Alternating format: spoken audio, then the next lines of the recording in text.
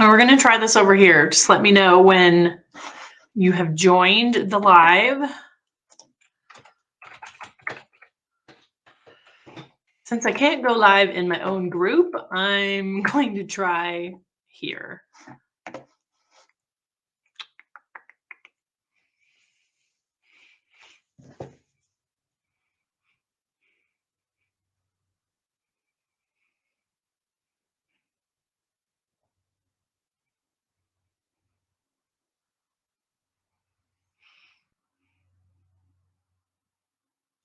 Hey, okay, I don't know.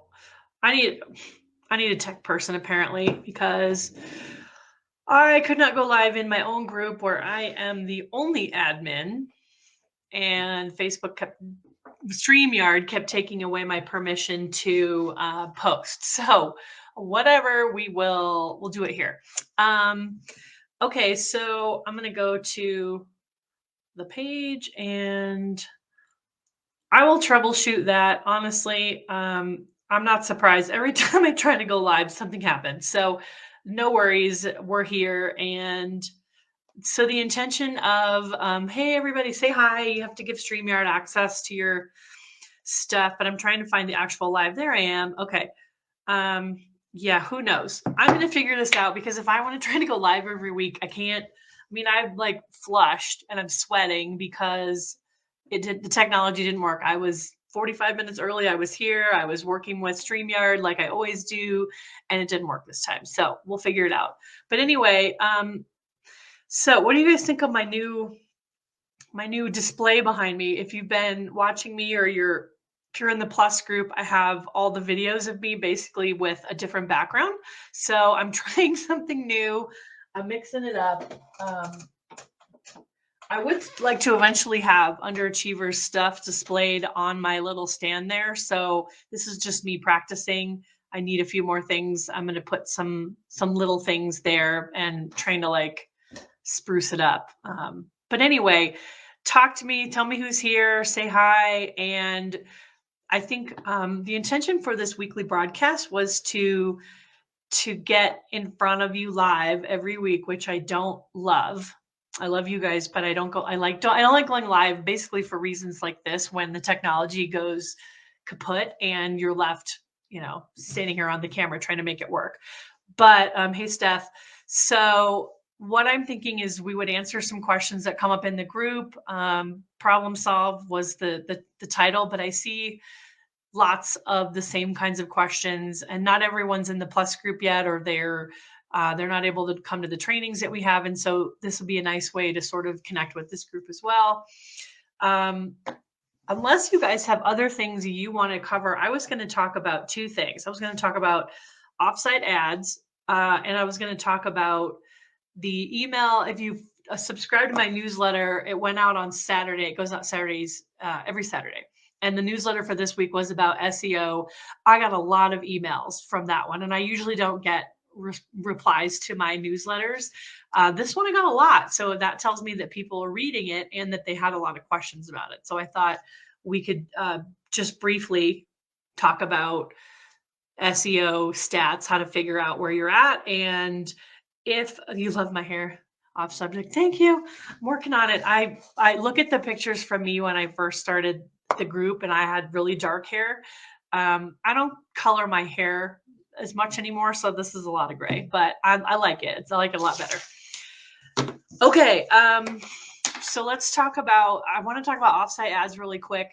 And the reason being is because offsite ads get a bad rep, and it's not fair, because offsite ads are, I'm going to share some slides with you really quick if I can figure it out.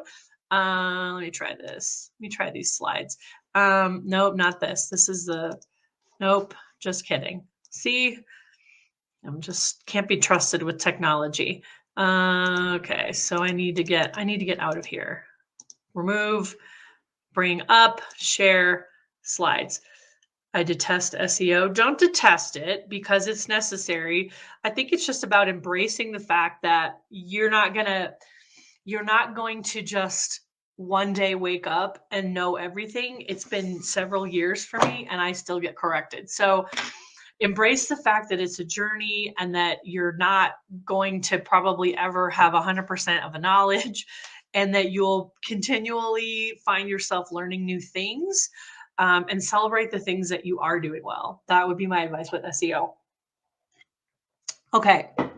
um, let's talk about offsite ads a little bit, and then I'll switch to SEO, and then we'll call it good. Okay, so offsite ads, I wanted to share my screen if I can, because I have share screen. This is going to be interesting. Watch, it's going to go like picture in a picture in a picture here. Ah! We go down this rabbit hole. So I want to bring up, this is the Inside the Plus portal. If you're not familiar with it, the Underachievers Plus group, we have this training portal. And instead of me trying to take slides out of here and then recreate them to show you the couple of things I wanted to show you, I thought I would come in here and grab the stuff I need from here, if I can find it. Advertising. Okay, here we go. Sorry, I'm going to grab the really stuff I need from offsite ads, because apparently, okay, we go down to here.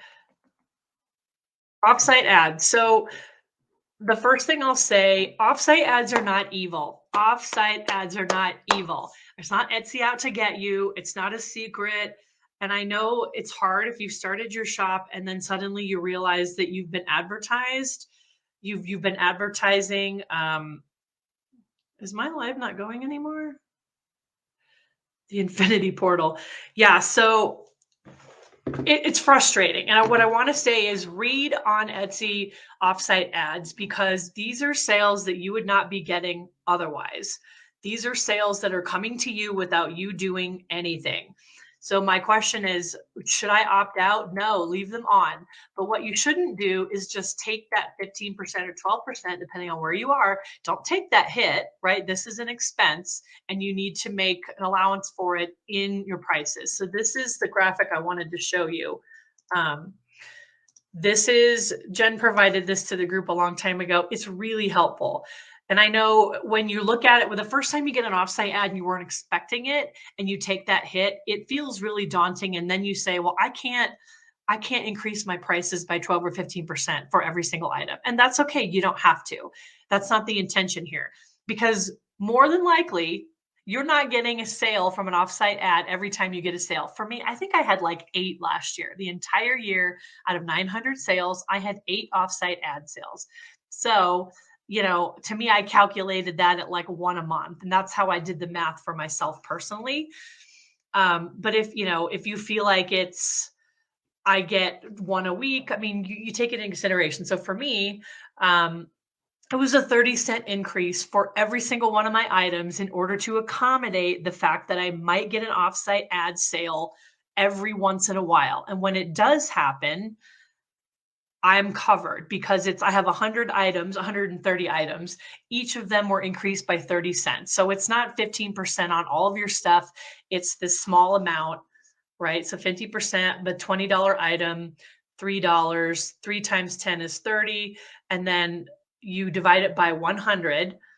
And for me, it was 30 cents. So don't worry too much about if you can't opt out of offsite ads, which a lot of us cannot. That's just the way it works. That's sort of like, you want to play, you got to pay.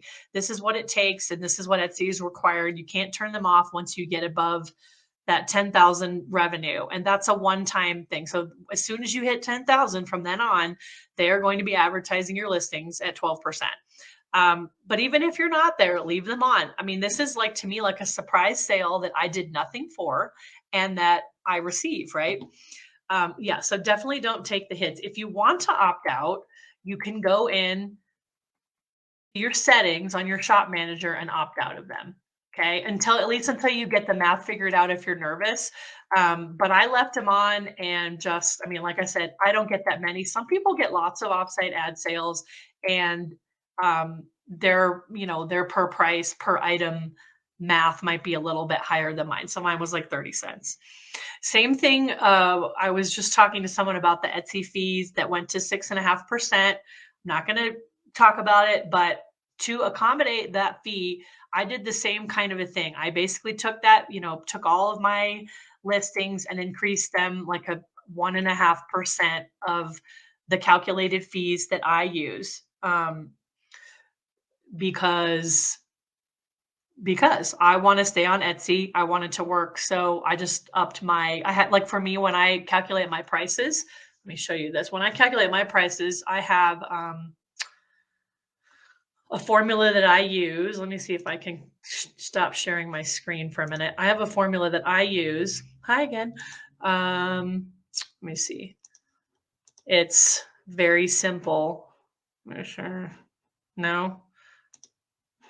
Okay, just kidding. Where's the other one? Ugh. I don't like technology is just not my friend today. So I'm going to try bringing this in really quick. I have a formula. Sorry, if you're watching this, just ignore me for a minute. Okay, I'm going to take this out, remove from Studio. I have a formula that I use. It's basically the material. So while it's uploading this, Steph is asking, should you do offsite ads if your SEO isn't good? Offsite ads have nothing to do with your SEO. If you're going to pay for an Etsy ad, which means that you pick a handful of listings, you put your dollar per day budget into, if you don't have your SEO dialed in, I wouldn't waste your money on ads yet. That's my personal opinion. That is something that you want to be using listings that are selling already, and you want to use ones that you already know how to sell them. Where is it? Okay. But offsite ads are ones that Etsy advertises for you. And frankly, I don't think your SEO matters much for those. Okay. So here's the pricing formula: raw materials, then your labor rate and your time and your fees and expenses. So this fees and expenses, what we're talking about here with offsite ads, this is a fee. Okay, or an expense, whichever you want to call it. It's an advertising expense. This is where if you do Etsy ads, they go here. If you put money into your retirement fund from your earnings, these are all the things you want to calculate in fees and expenses. This is where the transaction fee, the new transaction fee of 6.5, I increased it. I have a calculator, and I just changed the formula, and now it calculates a little bit more because I'm not passing on I am passing on that increase to my customers. Just like when the price of wood went up during the pandemic, I had to raise the price on my coasters because I could no longer make them at the same rate that I did before. This to me is very similar. Okay. What else? Let's see. So yeah, offsite ads, the offsite, oops, that's not what I want to do. I mean, you're talking about Etsy ads, that's going to be here, but that's different. So yeah, make sure that they're not, every day I see a post where somebody's upset, and I understand being upset that there was something that you did not know that you were being charged for. But it is, in my opinion, a no-brainer. Just do a little bit of an increase and continue to get those sales in. Okay. What else do I want to talk? Oh yeah, let's talk about, let me take this off. I'm going to share my screen again, and that may mean that I'm going to disappear because of the way this works. All right. So the email that I sent out, if you're not getting my emails, it's once a week. It's not, I don't spam you, and there's good information there. And I try to make it value add. So this past weekend, it was SEO, and basically, like, how do you know if it's working? What are some of the ways? And I will tell you some of the ways that I know my SEO is working. Let me bring up my shop manager really quick. What questions do you guys have in the comments? You're really quiet today, which is unusual. You guys are not usually quiet. Let me bring this up while we're waiting. Hey, Shannon. I see your like everybody's names pop up, but then your comments disappear for some reason. So that's not good. Okay. Let me go into, I'll bring it up in a minute. I'm going to go to listings, stats, and then I'm going to share my screen. Okay. Because then you can see, this is what I was trying to show in remove. Share my screen.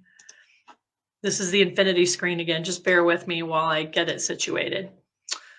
All right. If you guys can see my screen, I'm going to wait a minute, make sure you can see it.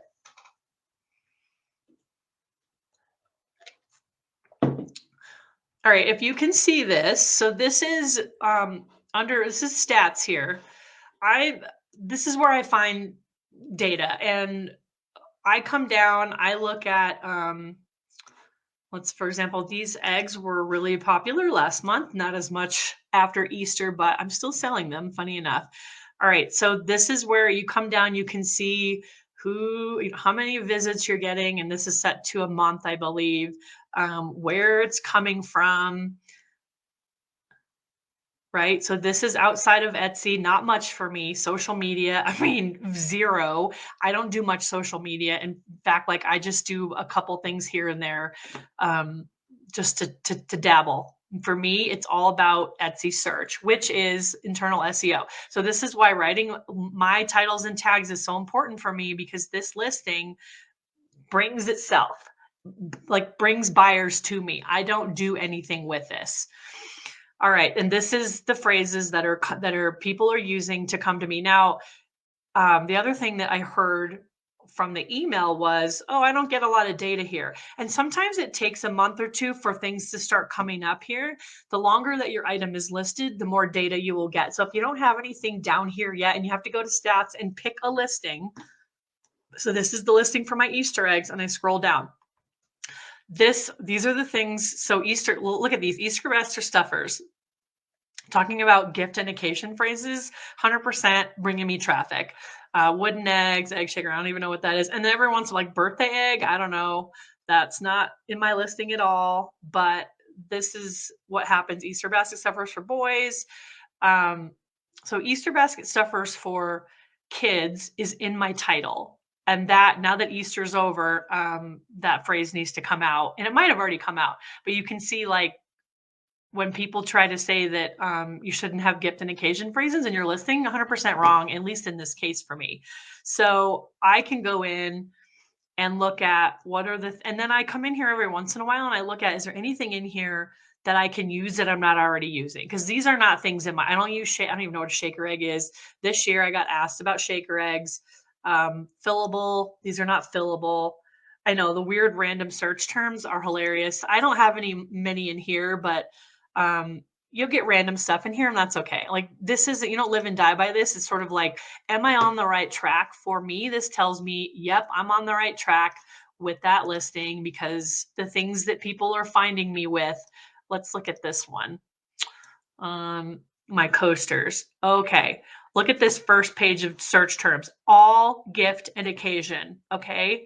Gift, gift, gift, gift, shower gift, coasters, wedding, bridal, you know, I don't, this is how I get, I mean, of course, people look up coasters, like there's coasters here. This is a set of coasters, coasters, but bridal shower gift is the one I get the most hits from. So I use a longer phrase. I don't just use bridal shower gift because that's too broad. There's way too many in that search, but because bridal shower gift is in my phrase, I'm still getting hits from it. Does that make sense? What are you guys thinking? So this is what I was talking about in my email, is that, do I take every single thing here and put it in my title? No, I don't. But a unique wedding gift for a stock the bar bridal shower. Okay, so I never thought about stock the bar. Then I would so right now I'm going to write this down. I'm going to add it to my master keyword list, and maybe I'll do some research. Stock the bar, is that a thing? Should I be doing that? Is that something that I should try? I have several coaster listings, so maybe I would put it in one of my listings and give it a couple months and see if it gets any traction. So that's how I use this. I mean, bridal shower, fall in love. See, the bridal shower is sweet purple. Okay, so that's an example of, I don't know what the heck that is. Love Codette. That's a typo. One person searched it. They found me, so maybe that's great. For the brood for, pizza and beer bridal shower, that sounds fun. So yeah, it's not about taking everything. It's about, oh, is there something that I missed, or is there something trending that I need to be paying attention to? How often do you go over your SEO and make changes? You mean my titles? I mean, SEO is not just one thing. It's not like a single number. I look at my listings Not as often as I should. Usually about every other month. So for me, I have like seasonal. I usually have like a seasonal phrase. This one I don't.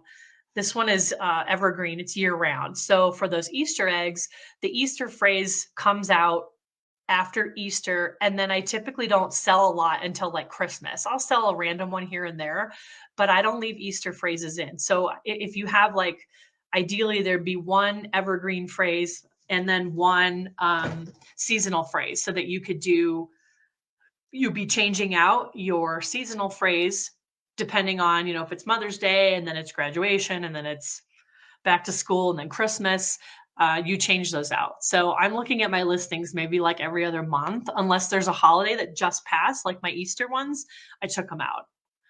All right. Yeah, but it really depends on, I will say, it really depends on where you're at. When you're brand new to your shop or you're learning SEO, you're probably going to be in your listings a lot. Like I don't touch them a lot now because I'm in a good groove and I get sales. So I tend to leave them unless there's a holiday that passes, or like Mother's Day. I wanted to get Mother's Day phrases in. I did that last month. But when I was, at the beginning of my journey, I looked at my titles all the time. Too much, in fact. I was obsessed. No, I don't deactivate any listings. I have a couple that I've deactivated that I just don't sell anymore. I don't like them. But yeah, Easter, what I do is I take out the Easter shopping phrase and put something else in. Like instead of calling it Easter egg, I call it wooden egg, or there was a thing there for birthday egg. Maybe that was something I could put in.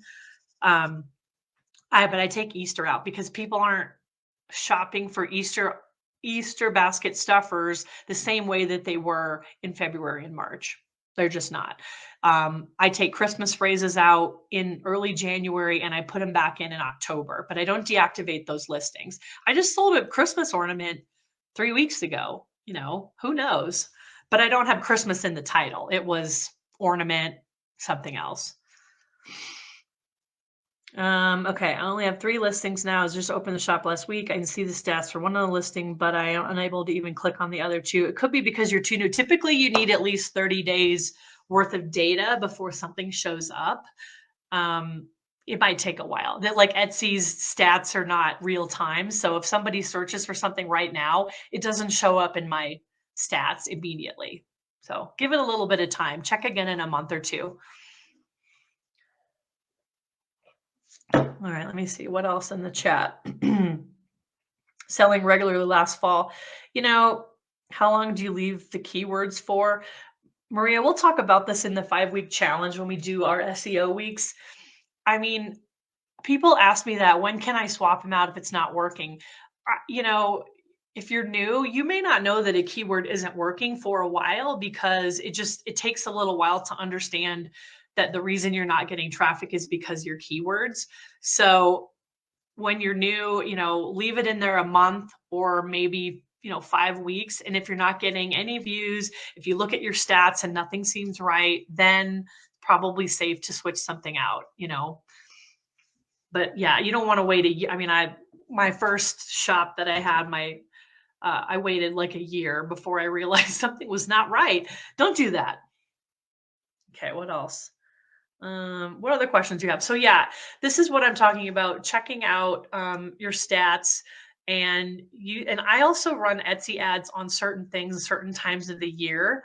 So another thing that I talk about in the Plus group is using, I think it was on this same page, look at this. I mean, there's this whole module in here about how to tell if your ads are working. Part of the data that you get from ads are keywords. So there's a video here on how I use my advertising data. Yeah, see, by the way, this doesn't even look like me anymore. I don't have that haircut. I haven't had it for years. I don't know what this was like a corporate headshot I got many years ago now. I need to update it. So Dee Dee, maybe, come join the Plus group for a month or 2 and see what you can learn. There's lots of information that sometimes it's just a matter of, we were all getting lots of sales last year and then the traffic shifted. But, if your SEO wasn't on point, or the words that you were using are maybe now not auto-populating or whatever it is. In 2020, we were getting sales with terrible SEO. I can speak for myself. I was also getting sales from listings that had terrible SEO, and things have changed now, right? We're in a different place. There's less traffic. People are being more selective on where they spend their money. So you really have to have the titles and tags dialed in for your ideal customer. All right. What else? Selling great. Open. Oh, yeah. Any tips on getting out of the funk? Vacation mode is not bad. I mean, this one's tough because people will, there's two camps. There's like Nina Brown, if you're on, Nina is such an advocate for going on vacation, putting your shop in vacation mode when you need to, versus thinking that you have to keep it open. And, you know, there's no research or any data or anything from Etsy to say that going on vacation mode will hurt your shop. In fact, I don't know why they would do that. That would be a terrible idea for a business model is, oh, you can't take a week off. You need to be available 24/7. And if you do take a week off, we're going to penalize you. So on one camp, I know that there's, sorry for the virtual, I'll fix it in a minute here. Sorry for, the infinity for those that are saying, I've gone on vacation mode. I'm going to stop sharing. I've gone on vacation mode and it killed my shop. That's valid because it happened to you. Oops, I'm putting the plus group link into the chat here so you can go check it out if you're interested in seeing what all the hype is about. So on one hand, like, yes, oh my gosh, I'm trying to do too many things at once. I understand that there's nothing that gives me any reason to think that it would kill your shop. And then I know that there are people who have suffered since going on vacation mode. So in terms of how to fix that, I think it's going back, looking at your titles and tags again, maybe posting some new listings, renewing your listings, maybe running an inexpensive dollar a day ad on a couple of listings to sort of like get things moving again. But I don't know why. I can't imagine why Etsy would want to penalize anyone for that. I mean, they make money when we make money. We know that. So why would they penalize someone for taking a vacation? Okay. Crack the code. I mean, once you crack the code, here's my, and if you were in the group at the very beginning, I think some of you have, Steph was, and a couple people, it is frustrating. When you crack the code, there is nothing like figuring out the system in a way that, I mean, I get my maybe 100 sales a month kind of a thing. That's plenty for me. That's what I want. That's something I can manage. My items are all handmade by me over my little desk over here to the left that you can't see. That's what I want. I don't want thousands of sales. I wouldn't be able to handle it. And in fact, I would probably start hating what I was making. For the email sign up. Yeah, Steph, I can turn yours back on. You probably, maybe we unsubscribe you, Steph. I'll just make a note and I'll add you back to the master list, but the emails go out every Saturday. Star seller messaging. Yeah, I don't even want to touch that. I don't think Star Seller is where it's at. No one asked me, like Etsy didn't call and be like, hey, what do you think about Star Seller? I don't think it's where it's at. I don't love it. I don't want to even talk about it because everybody gets very fired up, including me. I had it. I didn't have it. It made no difference in my sales. Yeah, I don't know what to say. So maybe we talk about that separately. Do you recommend ads for 1 or 2 listings? Yes, I recommend. If you have a couple of listings that are written well and that are already selling, you feel like the SEO is dialed in. I started with maybe like 2 listings and I had maybe 100 at the time, 2 or 3. Right now I advertise like 3 listings. That's it, because you set a dollar amount for the day. So if you do like $1 a day for 2 listings, that's not very many clicks. I mean, they don't tell you how many a click counts because it's different at different times of the day. So when Etsy is really busy and they have a lot of traffic, they probably charge more for an ad. That would make sense to me. And it could be that you get 2 clicks on the ad and then your dollar for the day is up and it disappears. So if you have your entire shop advertised at $1 a day, you're not going to see a lot of traction from that. So you pick your 2, 3 listings that you feel like already sell well, where you feel like the photos look really good. You can't have any like text or watermarks. If you're going to do advertising, it just makes it really hard. And sometimes Etsy won't advertise an item if there's a watermark on it. I was just reading about that. And pick 2 or 3 items, set a low dollar a day, and let them run for at least 30 days, which was really hard for me at the beginning because I knew I was spending money, but you have to get that data. So you get to the end of 30 days and you'll be able to look at that data like that video I showed and see, is it working? Is it worth it? What's my return on investment? Do I need to tweak anything? Yeah. Yeah, the star seller, it is, buyers don't care about it. It's not affecting your search or any of that. I know people want to blame certain things on Star Seller, and they blamed it on, there's been several things that have been introduced by Etsy that get blamed for people's slower traffic. And I get that. Star Seller is just a little star. It's annoying. I wish that there was better consistency. I wish they would figure some things out, but don't let it change your business model. Okay. What else? I mean, we're kind of at 30 minutes here. So just off to stop them all. Yeah. I mean, once you get, if you get your listings written properly and you're starting to get some organic sales, turning an ad on can be really beneficial. I mean, I have ads, like I said, I mess with them. They're on right now. Sometimes I dial the number down, I've cranked it up. I'm doing research, trying to figure out if the ads are really helping me. Are they helping me at certain times of the week or the month, or do certain listings just not sell? Even if I advertise them, that's fine too. Okay. All right. I think that was it. I wanted to kind of keep it brief today, and I kind of went over what I wanted to do. But every week, if I can figure out how to go live in the group, I will. But we want to sort of troubleshoot and answer questions here that people have. So anyway, I'd love to see you all in the Plus group. We're having a training this afternoon, actually, on mindset and what it could do for your business. So I have a speaker in to talk all about mindset. Let me know if you have questions. I'll see you guys in the group. Bye.